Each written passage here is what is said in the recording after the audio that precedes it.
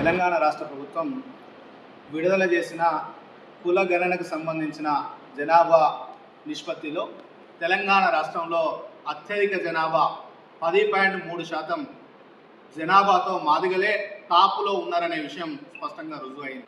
SC రిజర్వేషన్ల వర్గీకరణ కేటాయింపులు జరిగేటప్పుడే మా జనాభా శాతం ఈ తెలంగాణలో 11%కు పైగా మా మాదిగ జనాభా ఉన్నది కాబట్టి మాకు 11% రిజర్వేషన్లు కేటాయించాలి అని చెప్పి మందకృష్ణ మాదిగ గారి నాయకత్వంలో పోరాటాలు చేసిన విషయం మీకు గుర్తు చేస్తున్నాం. గౌరవనీయులు మందకృష్ణ మాదిగ గారు కూడా రేవంత్ రెడ్డి గారిని కలిసే సమయంలో కానీ మాకు 9% కేటాయిస్తే ఆ 9% కేటాయించిన కేటాయింపులను వ్యతిరేకిస్తూ మాకు న్యాయం జరగలేదు, మా జనాభా నిష్పత్తి ప్రకారం న్యాయం జరగాలంటే మాకు 11% వాటా కేటాయించాలని చెప్పి నినాదం చేస్తూ పోరాటం చేసిన విషయం కూడా మీకు గుర్తు చేస్తున్నాం. ఇప్పుడు స్పష్టమైంది, ప్రభుత్వం అధికారికంగా నిర్వహించిన కులగణన ప్రకారమే మా జనాభా 9% కాదు, మా జనాభా 10.3% ఉన్నట్టు స్పష్టంగా తేలిపోయింది. ఆ చేసిన కులగణన విషయంలో కూడా కొంత మాకు అనుమానాలు వ్యక్తమవుతున్నాయి. మా జనాభా కృష్ణన్న చెప్పినట్టుగా ఖచ్చితంగా 11%కు పైగా జనాభా ఉంటుంది కాబట్టి ఆ కులగణన కూడా అశాస్త్రీయంగానే జరిగిందని మాకు స్పష్టమవుతున్నది. కాబట్టి మా జనాభా 11% కాబట్టి ఆ 11% రిజర్వేషన్ల కేటాయింపులు జరిగే విధంగా చొరవ తీసుకోవాల్సిందిగా ముఖ్యమంత్రి రేవంత్ రెడ్డి గారిని మేము విజ్ఞప్తి చేస్తున్నాం. అంతేకాదు 10.3% భావించుకుంటే ఇప్పుడు 9% కూడా మాకు అన్యాయం చేసినట్టుగానే భావించబడుతున్నది కాబట్టి మీరు చేసిన అన్యాయాన్ని సరిదిద్దుకొని మాకు 10 నుంచి 11% రిజర్వేషన్లను వాళ్ళ వాటాను కేటాయించాల్సిందిగా మేము డిమాండ్ చేస్తున్నాం. ఈ దిశలో ప్రభుత్వం ఆలోచన చేసి మాకు 11% వాటా వచ్చే విధంగా చర్యలు తీసుకోవాల్సిన బాధ్యత ఉన్నదనే విషయాన్ని కూడా మేము గుర్తు చేస్తున్నాం. అదేవిధంగా కులగణన విషయమే కాదు, సామాజిక ఆర్థిక రాజకీయాలకు సంబంధించిన అంశాల్లో కూడా ఏ కులం ఏ రకమైన అభివృద్ధిని సాధించిందనే విషయం కూడా స్పష్టంగా నివేదిక రూపంలో వ్యక్తమయ్యింది. అంటే ఈ తెలంగాణ రాష్ట్రంలో జనాభా పరంగా ఎక్కువ ఉండడమే కాదు, పేదరికంలో కూడా అత్యంత వెనుకబడిన కులంగా మాదిగలే ఉన్నారనే విషయం రుజువైందనే విషయాన్ని కూడా మేము గుర్తు చేస్తున్నాం. అదేవిధంగా వ్యవసాయ కూలీలుగా మారిన వాళ్ళ జనాభా తీస్తే ఈ తెలంగాణలో ఉన్న అన్ని కులాల కంటే ఎక్కువగా వ్యవసాయ కూలీలుగా మారిన వాళ్ళ దాంట్లో మాదిగలే ఉన్నారనే విషయం స్పష్టంగా రుజువైందనే విషయాన్ని కూడా మేము గుర్తు చేస్తున్నాం.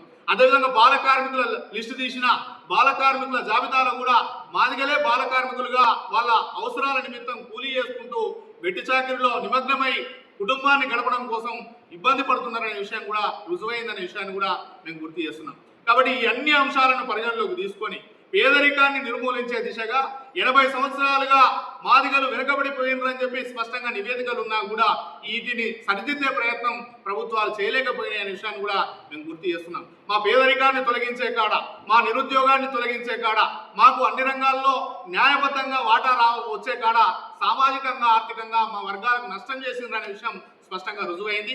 పాలకులు నష్టం చేసేది కాబట్టినే ఇప్పుడు విడుదల చేసిన జాబితాలో మా వర్గాలు వెనుకబడిన జాబితాలో ఉన్నాయనే విషయాన్ని కూడా మేము గుర్తు చేస్తున్నాం. కాబట్టి ఇప్పుడు సామాజికంగా ఆర్థికంగా మమ్మల్ని న్యాయం చేసి మా వర్గాల అభ్యున్నతి కోసం పాలకులు ఆలోచన చేయాల్సిన బాధ్యత ఉన్నదనే విషయాన్ని కూడా మేము గుర్తు చేస్తున్నాం. అదేవిధంగా రాజకీయపరమైన విషయం కాడికి వస్తే తెలంగాణలో రాజకీయంగా జనాభా ఎక్కువ ఉన్న మాదిగలు తీవ్రంగా నష్టపోయారనే విషయాన్ని కూడా మేము గుర్తు చేస్తున్నాం. రాజకీయంగా మాకు కల్పించాల్సిన ప్రాధాన్యత, మాకు కల్పించాల్సిన వాటా, మాకు కల్పించాల్సిన సీట్ల కేటాయింపులు జరగలేదనే విషయాన్ని కూడా మేము గుర్తు చేస్తున్నాం. తెలంగాణలో అత్యధిక జనాభా ఉన్నా కూడా పార్లమెంటులో ప్రాతినిధ్యం లేని కులంగా మాదిగలు ఉన్నారనే విషయాన్ని కూడా మేము గుర్తు చేస్తున్నాం. 3 పార్లమెంట్ స్థానాలు ఎస్సీ రిజర్వేషన్ ఉంటే ఆ ఎస్సీ రిజర్వేషన్ల 3 పార్లమెంట్ స్థానాల్లో కూడా ఒకటి కూడా మాకు కేటాయించలేదనే విషయాన్ని కూడా మేము గుర్తు చేస్తున్నాం.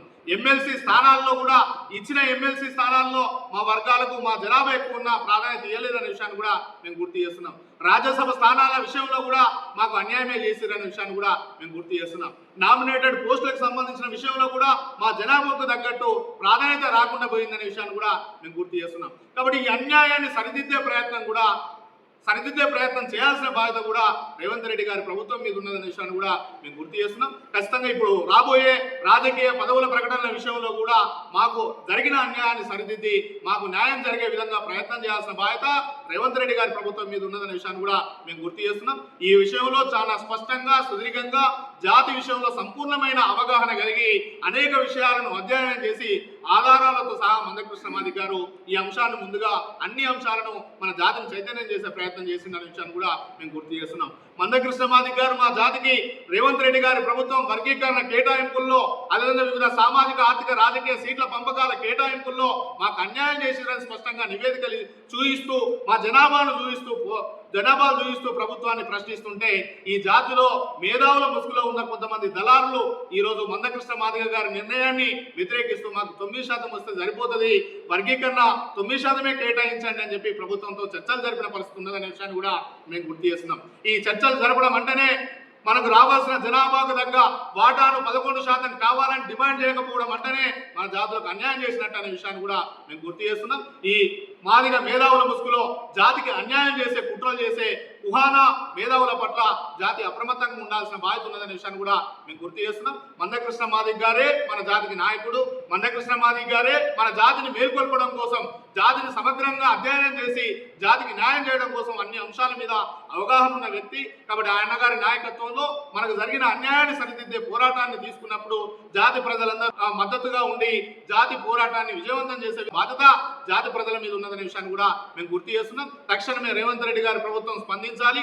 ఇకనైనా మా జనాభాకు తగ్గట్టు 11% వాటా కేటాయించే విధంగా, అన్యాయాన్ని సరిదిద్దే విధంగా నిర్ణయాలు తీసుకోవాల్సిందిగా మేము గుర్తు చేస్తున్నాం. ఈ విషయంలో రేవంత్ రెడ్డి గారి ప్రభుత్వం నిర్లక్ష్యం చేస్తే రేవంత్ రెడ్డి గారి ప్రభుత్వం మీద పోరాటం చేయడానికి మాదిగ జాతి సిద్ధంగా ఉన్నదనే విషయాన్ని కూడా గుర్తు చేస్తూ, మాకు రిజర్వేషన్ల వర్గీకరణ జరిగింది కాబట్టి ఆ వర్గీకరణ కేటాయింపుల్లో కూడా 9% కాదు, మాకు రావాల్సింది 11%. మా 11% వాటా మాకు కేటాయించే విధంగా నిర్ణయం తీసుకోవాల్సిందిగా రేవంత్ రెడ్డి గారి ప్రభుత్వాన్ని మేము డిమాండ్ చేస్తున్నాం. ఈ విషయంలో వెనకకి తగ్గం. మందకృష్ణ మాదిగ గారు ఏ కార్యాచరణ ఇచ్చినా ఆ కార్యాచరణను విజయవంతం చేయడం కోసం జాతి ప్రజలందరినీ ఏకం చేస్తూ న్యాయబద్ధంగా మాకు రావాల్సిన వాటాను సాధించుకోవడం కోసం సామాజికంగా, ఆర్థికంగా, రాజకీయ రంగాల్లో పేదరికాన్ని నిర్మూలించే వివిధ దశల్లో మాకు ఏ రంగాల్లో ప్రాధాన్యత కావాలో ఆ రంగాల్లో న్యాయబద్ధంగా, చట్టబద్ధంగా రావాల్సిన హక్కుల కల్పన విషయంలో మేము పోరాటం చేస్తూ రేవంత్ రెడ్డి గారి ప్రభుత్వం మీద పోరాటం చేస్తూ అవి తిరిగి సాధించుకుంటామనే విషయాన్ని కూడా గుర్తు. అతి తక్కువ సమయంలో మీ వ్యాపార సామ్రాజ్యాన్ని పెంచుకోవాలనుకుంటున్నారా? తక్కువ ఖర్చుతో ఎక్కువ పబ్లిసిటీ చేయాలనుకుంటున్నారా? అయితే ఇంకెందుకు ఆలస్యం? మీ జేఎన్టీవీ తెలంగాణ ఛానల్లో అతి తక్కువ ఖర్చుతో ప్రకటనలివ్వండి. అత్యధిక లాభాలను సాధించుకోండి. వ్యాపార, వాణిజ్య, పాఠశాలలు, వైద్యశాలలు, హోటళ్లు, వస్త్ర దుకాణాలు, అన్ని రకాల వ్యాపార ప్రకటనల కొరకు సంప్రదించండి. మా ఫోన్ నంబర్స్ 8558288081, 9247896607.